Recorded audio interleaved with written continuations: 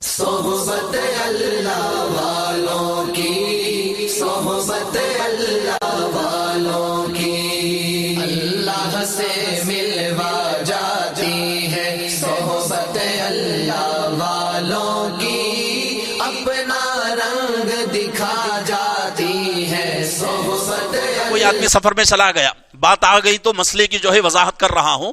مسجد کے نماز کے باہر کے 7 شرائط ہیں۔ 7 شرائط میں سے ایک شرط کیا ہے؟ قبلے کے طرف منہ کر کے نماز پڑھنا، قبلے کے طرف ہمارا چہرہ ہو۔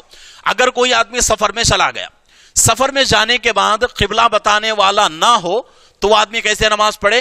غور و فکر کرے گا، اور غور و فکر کرنے میں آدمی کو کوئی بڑی پریشانی کی آج کے حساب سے کوئی ضرورت نہیں ہے۔ آج جو ہے بہت ساری چیزیں آ چکی ہیں، موبائل ہے، موبائل سے ہم جو ہے قبلہ پہچان سکتے ہیں۔ چلو کسی کے پاس موبائل بھی نہیں ہے، کوئی بھی ذریعہ نہیں ہے، اکیلا ہے، جنگل بیابان میں چلا گیا، اس وقت بھی آدمی جو ہے قبلے کو پہچان سکتا ہے۔ کیا ہے کہ بھئی کدھر سے سورج جو ہے نکل رہا ہے، کدھر جا کے ڈوب رہا ہے۔ جدھر جا کے ہمارے ملک میں اور ہمارے یہ جو ممالک ہیں، انڈیا ہے، پاکستان ہے، بنگلہ دیش ہے، ان ممالک میں جہاں جا کے سورج ڈوبتا ہے وہ ہمارا قبلہ ہے۔ یہ آسان طریقہ ہے۔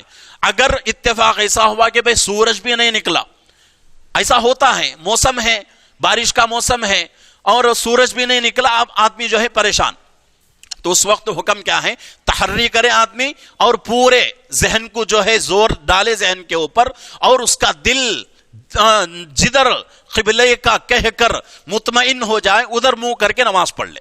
اب نماز پڑھ رہا ہے آدمی، نماز پڑھتے ہوئے 1 رکعت ہو گئی، 2 رکعت ہو گئی، ابھی رکعتیں باقی ہیں، ادھر منہ کر کے نماز پڑھ رہا تھا، ایک آدمی آیا آ کر کہا کہ بھئی ادھر قبلہ نہیں ہے، ادھر قبلہ ہے۔ اس کے لیے ضروری ہے کہ نماز کی حالت میں گھومے اور قبلے کی طرف منہ کر کے نماز پڑھے، چاہے جماعت کے ساتھ نماز ہو رہی ہو، یہ ضروری ہے۔ اگر نماز ہو گئی، بتانے والا موجود تھا لیکن اس نے نہیں بتایا، یا پھر جو ہے بتانا اس کے ذہن میں نہیں آیا، یا پھر جو ہے آدمی اس وقت موجود نہیں تھا، بعد میں آ کے خبر دے رہا ہے کہ بھئی تم نے ادھر نماز پڑھی ہے، قبلہ ادھر نہیں ہے ادھر ہے، تو اب اس نماز کو دہرانے کی ضرورت نہیں ہے، نماز ہو گئی۔ تو یہ جو ہے مسئلہ ہے۔